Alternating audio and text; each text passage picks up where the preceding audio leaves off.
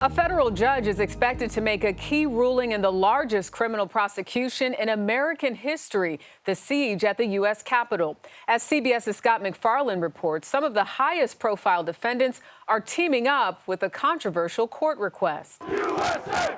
USA! More than a dozen high-level defendants who are accused of racing to Washington on January 6, 2021 are now racing to get away from the nation's capital.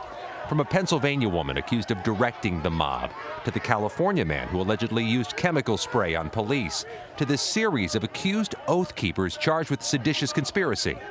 A growing number of Capitol riot defendants have formally requested a change of venue to move their criminal cases out of the D.C. federal courthouse, which sits within sight of the Capitol. People feel differently around the country as they do here.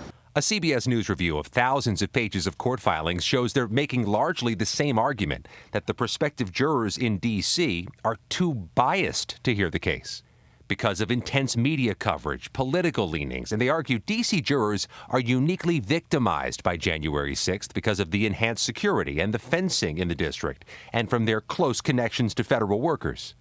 Outside court, a defendant from New Mexico told us others should consider moving their cases.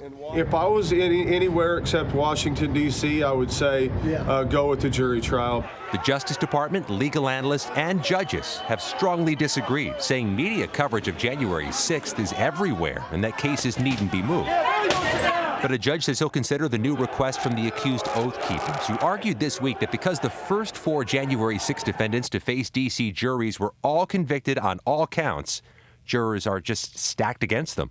Isn't that a sign of a strong case? Well, the judge alluded that could be a possibility. The attorney that was arguing for the change of venue argued that that's because the people in this district feel more personally touched by this case. A ruling on this issue could impact many cases to come. Of the nearly 800 criminal defendants so far in the U.S. Capitol attack, about 2/3 of them still face the prospect of trial. Scott MacFarlane, CBS News, Capitol Hill.